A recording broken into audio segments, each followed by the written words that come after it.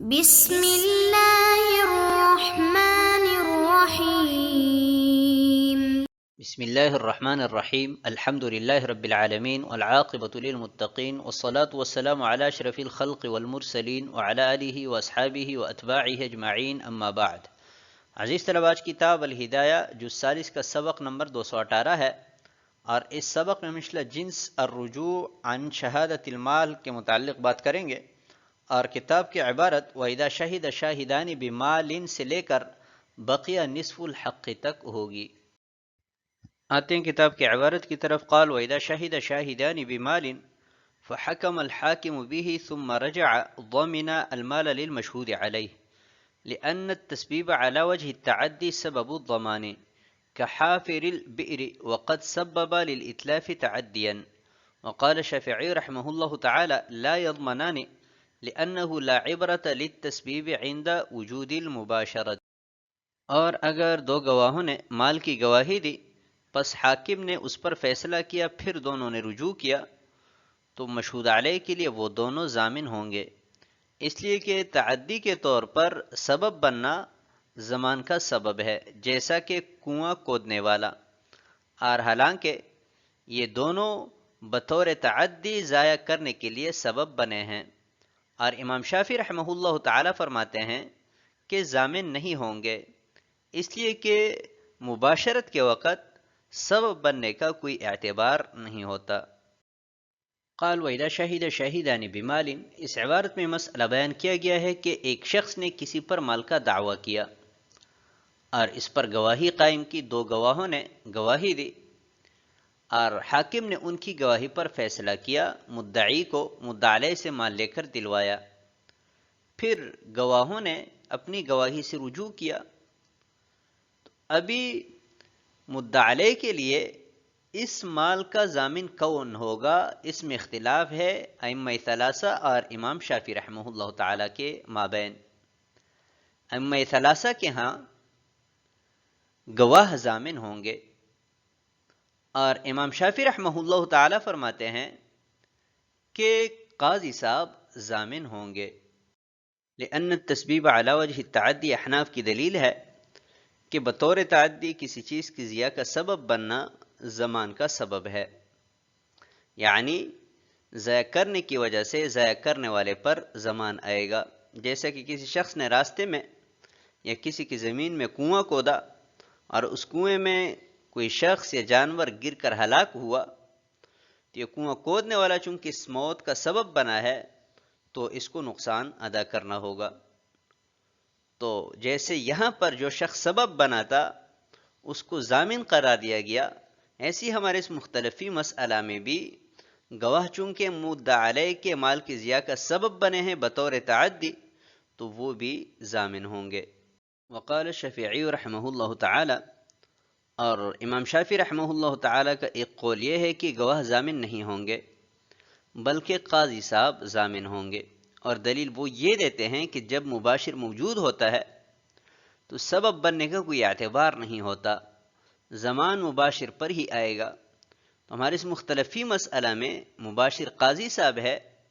انہی نے مدعا علیہ سے مال لے کر مدعی کو دیا ہے، تو اس وجہ سے زمان قاضی صاحب پر آئے گا، نہ کہ گواہوں پر۔ آتے ہیں اگلی عبارت کی طرف۔ قلنا تعذر ایجاب الضمان علی المباشر وهو القاضی لأنه كالملجئ إلى القضاء وفي إيجابه صرف الناس عن تقلده، وتعذر استيفاؤه من المدعي لأن الحكم ماض فاعتبر التسبيب،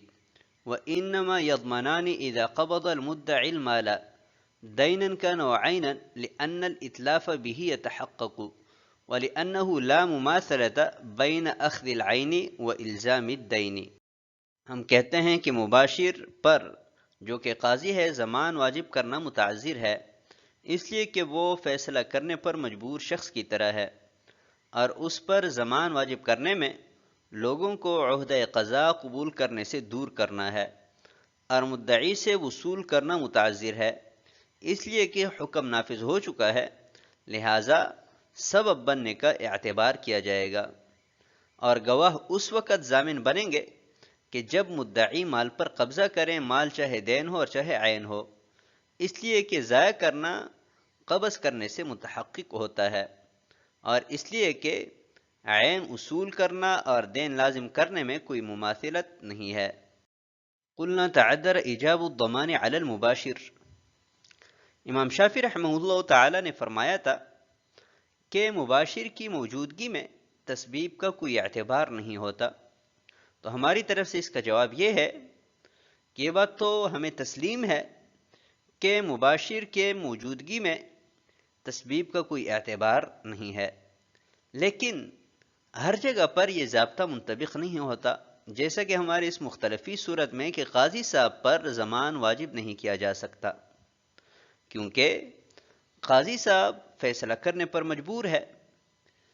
اسے مقرر ہی اسی لیے کیا گیا ہے کہ وہ فیصلے کریں۔ اس کے سامنے گواہی آ گئی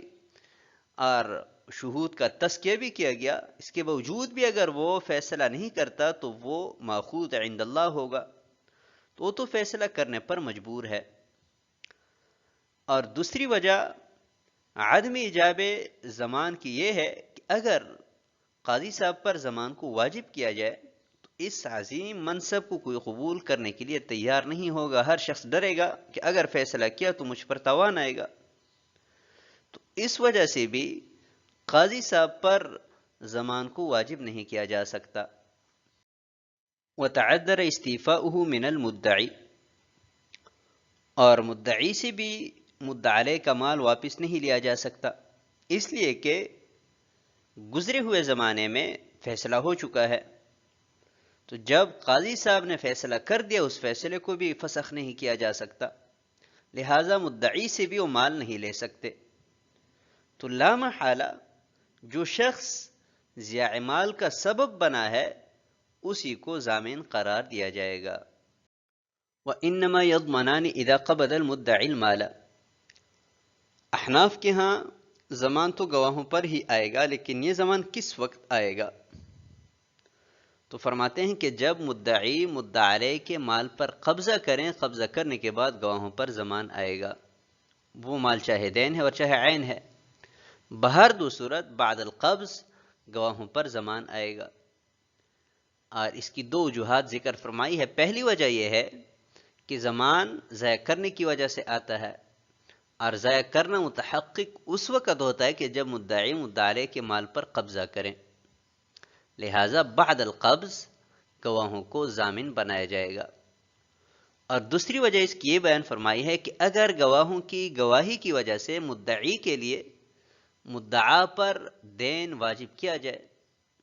اور پھر گواہ اپنی گواہی سے رجوع کرے، اس رجوع کی وجہ سے گواہوں کو عین کا ضامن بنایا جائے،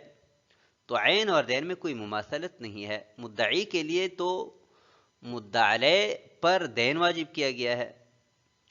اور پھر مدعا علیہ کے لیے گواہوں پر عین واجب کیا گیا، اور دونوں میں کوئی مماثلت نہیں ہے۔ اس وجہ سے کہا گیا کہ جب مدعی مدعا علیہ کے مال پر قبضہ کریں، قبضہ کرنے کے بعد گواہوں کو ضامن بنایا جائے گا۔ آتے ہیں اگلی عبارت کی طرف۔ قال فإن رجع أحدهما ضمن النصف والأصل أن المعتبر في هذا بقاء من بقي لا رجوع من رجع، وقد بقي من يبقى بشهادته نصف الحق۔ قال وإن شهد بالمال ثلاثة فرجع أحدهم فلا ضمان عليه، لأنه بقي من يبقى بشهادته كل الحق، وهذا لأن الاستحقاق باق بالحجة، والمتلف متى استحق سقط الضمان فأولى أن يمتنع۔ پس اگر دونوں میں سے ایک نے رجوع کیا تو وہ نصف کا ضامن ہوگا، اور ضابطہ یہ ہے کہ جو باقی رہا اس کی بقا معتبر ہے، نہ کہ رجوع کرنے والے کا رجوع، اور وہ شخص باقی ہے جس کی گواہی سے نصف حق باقی ہے۔ اور اگر مال پر 3 آدمی گواہی دے، پھر ان میں سے ایک رجوع کرے تو اس پر کوئی ضمان نہیں ہے، اس لیے کہ باقی ہے وہ لوگ کہ جن کی گواہی سے سارا حق باقی ہے، اور اس لیے کہ استحقاق حجت کے ساتھ باقی رہتا ہے،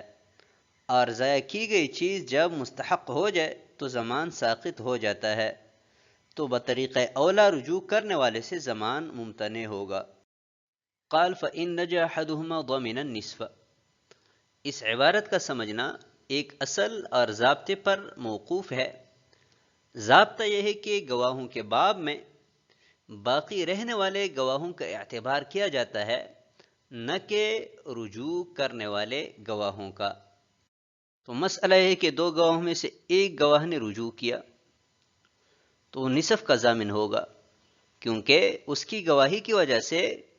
مدعی علیہ کو نصف نقصان ہوا تھا، تو رجوع کی صورت میں ضمان بھی اس پر نصف آئے گا۔ اور اگر گواہ تین تھے، تینوں میں سے ایک نے رجوع کیا تو اس پر کچھ بھی نہیں آئے گا، کیونکہ رجوع کے بعد بھی نصاب شہادت پوری ہے اور مدعی کے لیے مدعی علیہ پر سارا کا سارا حق واجب ہے۔ وَهَذَا لِأَنَّ الْإِسْتِحْقَاقَ بَاقٍ بِالْحُجَّةِ، اور اس کی دلیل یہ ہے کہ استحقاق ابھی تک برقرار ہے، کیونکہ حجت کاملہ ہے۔ ایک نے رجوع کر لیا تو پیچھے دو گواہ، نصاب شہادت پوری ہے، تو حجت کاملہ ہے، اور مدعی کا مدعی علیہ پر جو استحقاق ہے وہ حجت کاملہ سے ثابت ہے، لہٰذا کوئی ضمان نہیں آئے گا۔ والمتلف متى استحق، پہلے اس کی صورت بیان کرتے ہیں اور پھر اوپر والی عبارت کے ساتھ جوڑتے ہیں۔ صورت یہ ہے کہ ایک شخص نے کسی پر مال کے ضائع کرنے کا دعویٰ کیا کہ اس نے میرا مال ضائع کیا ہے، اور اپنے دعوے کو بینہ سے بھی ثابت کیا، تو قاضی صاحب نے مدعی کے لیے مدعی علیہ پر ضمان کا فیصلہ کیا کہ مدعی علیہ مدعی کے مال کا ضامن ہے۔ لیکن بعد میں کوئی دوسرا مستحق نکلا جس نے دعویٰ کیا کہ ضائع کردہ مال میرا ہے، اور اپنے دعوے کو بینہ سے ثابت کیا۔ ابھی تیسرا شخص مستحق نکلا ہے، اس کے استحقاق ثابت ہونے کی وجہ سے مدعی کے لیے ضمان کا جو فیصلہ کیا گیا تھا وہ ضمان ساقط ہو جائے گا۔ اب اس عبارت کو اوپر والی عبارت کے ساتھ جوڑتے ہیں۔ مسئلہ یہ ہے کہ تین آدمیوں نے اس بات کی گواہی دی کہ مدعی کا مدعی علیہ کی ذمہ مثلا 1000 روپے ہے، اور پھر تینوں میں سے ایک نے رجوع کیا، تو اس رجوع کا مطلب یہ ہے کہ مدعی کا مدعی علیہ کی ذمہ اس گواہی کی وجہ سے جو حق ثابت ہوا تھا وہ ختم ہوا، اور مدعی کے ساتھ مدعی علیہ اس حق کا مستحق ہوا۔ لیکن رجوع کرنے کے بعد جب ہم نے دیکھا تو مدعی کے حق پر نصاب شہادت پورے دو گواہ برقرار ہے، تو حجت کاملہ ہے۔ حجت کاملہ کی وجہ سے مدعی پورے مال کا مستحق ہوا، تو اس سے معلوم ہوا کہ مدعی علیہ کا استحقاق کوئی نہیں ہے، حجت کاملہ کی وجہ سے سارا کا سارا مال مدعی کا مستحق ہے۔ تو جب استحقاق ثابت ہو جاتا ہے اس صورت میں ضائع کرنے والے سے ضمان ساقط ہو جاتا ہے، تو استحقاق ختم ہونے کی صورت میں تو بطریق اولا تلف کرنے والے پر ضمان نہیں آنا چاہیے۔ قال فإن رجع آخر، تین گواہوں میں سے ایک گواہ نے پہلے رجوع کیا تھا، اب اگر دوسرا گواہ بھی رجوع کرے تو رجوع کرنے والے دو گواہوں پر مدعی علیہ کے لیے نصف مال کا ضمان آئے گا، کیونکہ تین گواہوں میں سے ایک گواہ باقی ہے جس کے بقا کی وجہ سے مدعی کا مدعی علیہ کی ذمہ نصف حق باقی ہے۔ تو گویا کہ دو گواہوں نے رجوع کر کے مدعی علیہ کے نصف مال کو ضائع کیا ہے، لہٰذا رجوع کرنے والے دو گواہوں پر مدعی علیہ کے لیے نصف مال کا ضمان آئے گا۔ تو آج کے سبق کو ہم اسی پر ختم کرتے ہیں۔ والسلام علیکم ورحمۃ اللہ وبرکاتہ۔